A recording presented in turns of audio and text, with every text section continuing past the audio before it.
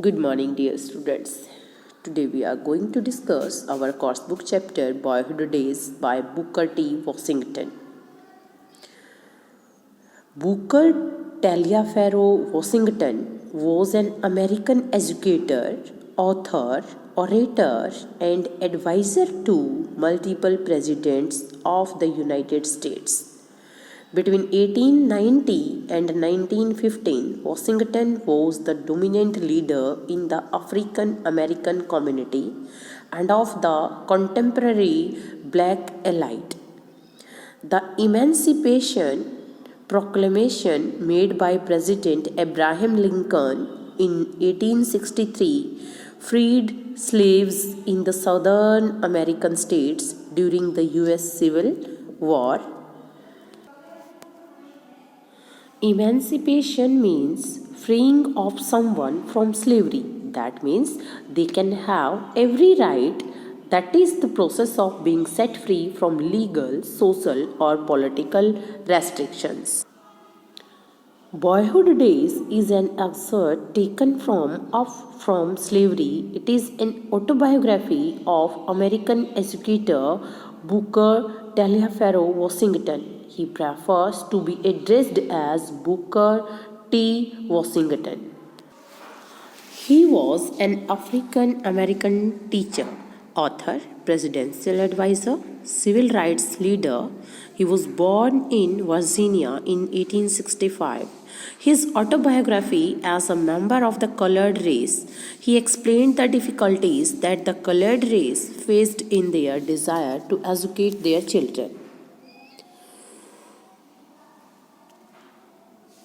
People who were deprived of their personal freedom and forced to perform labor or services without any compensation. After long sufferings, when they gained freedom through Emancipation Proclamation, they decided to do two things.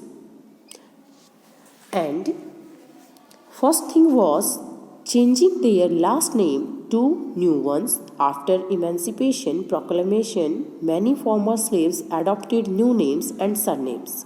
They did so to take on a new surname for the first time or to replace a name or surname given to them by a former master. As per this, the second was leaving their old plantation for at least a few days to feel free, because during the 19th century, enslaved African Americans worked on large plantations in the US southern under brutal conditions. Means conditions are going to be described in a brutal situation. So Washington's family, who were slaves, had left a farm in Franklin County in Virginia. They made their way to the Kanawha Valley. Washington's stepfather was living there. He sent for his mother to come to the Kanawha Valley in West Virginia. It was a message to send to the mother. Then the journey was painful as it took several weeks for them to reach Kanawha Valley, which was several hundred miles away. There, the 9-year-old Booker was put to work in the salt furnaces where brine was boiled down to make commercial salt. Brine means the water strongly impregnated with salt. And the 9-year-old Booker had to work there. Their new house was in a little town called Malden. It was right in the midst of the salt furnaces. Their new home was in the midst of a cluster of cabins crowded together with no sanitary regulations. That means they were living in a poor condition. It has been shown there. Their neighbors were colored people. Quarrels and fights were frequent in their place. Very soon, Booker T. Washington learned one of the regions his stepfather, Washington Ferguson, had sent for him to come to Malden. He and his brother John had to work helping him pack the salt. Means they both had to help their father in packing. The first thing Booker learned to read was a number.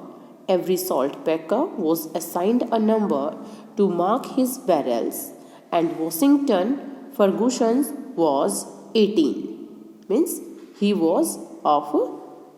got the number 18. At the close of every day, the foreman would come around and mark that number on all the barrels that Washington and his boys had packed.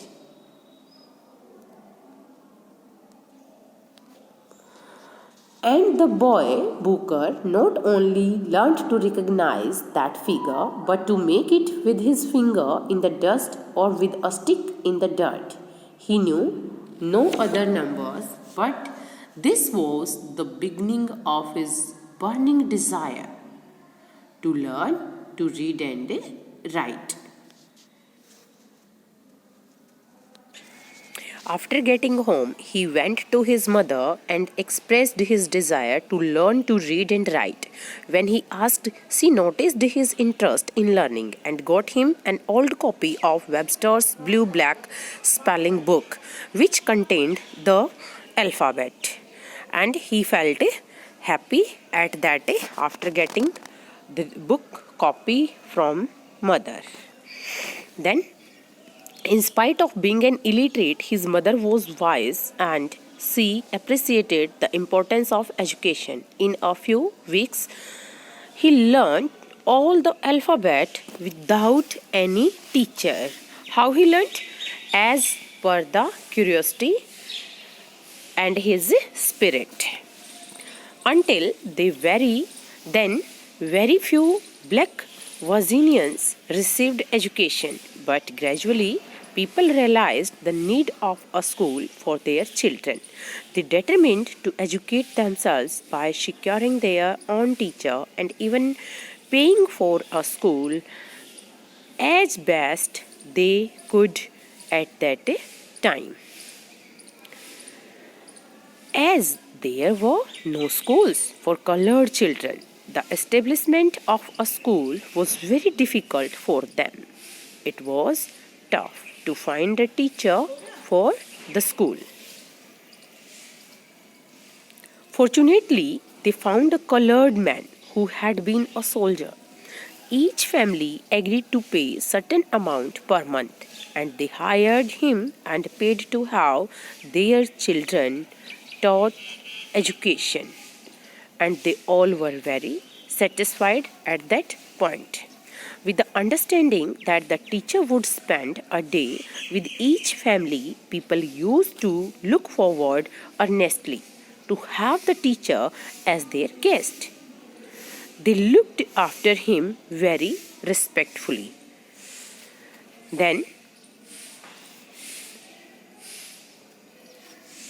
people developed intense desire to be educated, as it was a whole race was trying to go to school as fast as any kind of teacher could be secured.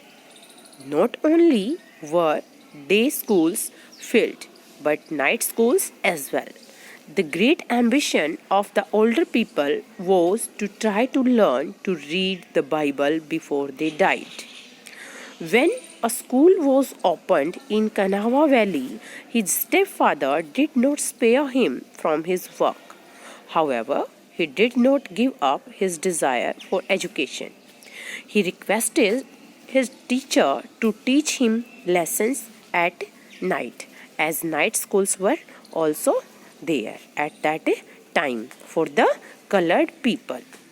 After a few days, he was permitted to go to school in the day with the understanding that he was to rise early in the morning and work in the furnace till 9 o'clock and return immediately after school closed in the afternoon for at least 2 more hours of work. Means he had to struggle there for education as well as for his work. This practice made him late at school and often caused him to miss his lessons. To overcome this, he resorted to a practice. There used to be a large clock in the salt furnace that kept the time for hundreds of workmen connected with salt furnace and coal mine. Then, with the help of that watch, he was in the practice to keep an eye on the time. As he found himself continually late at schools and after missing some of his lessons, he yielded to the temptation to move forward the hands on the dial of the clock so as to give him enough time to permit him to go to school in time. This went on for several days until the manager found the time so unreliable and he adjusted the dial of the clock as per his own wish. At school also, he had two difficulties. In the first place, he felt quite uncomfortable for not wearing a hat or a cap like his classmates. When he told his mother of his problem, she sewed one for him instead of borrowing money to buy a hat. In that way, her strength of character inspired him not to be led into temptation for anything. After that, the situation changed and he adjusted himself according to the demand of time. His second difficulty was with regard to his name. He had always been called Booker, but all his classmates had at least two names. Until then, he never felt that he should have an additional name. When the teacher asked him what his full name was, he thought for a while. The teacher demanded two names because the attendance register required a first and last name for every student. And the second name can be called as the surname, as you all knew. Okay, so in the same way, then the boy named himself as Booker Washington. As soon as he learned that his mother had named him Taliaferro, he made his full name Booker Taliaferro Washington. Thus, he had the privilege of naming himself, and he named himself as Booker T. Washington. Finally, Washington suggests in an aside that ancestry is an important part of society and it can motivate individuals to pursue success. Since black Americans have no ancestry as a result of slavery, they are at a distinct advantage.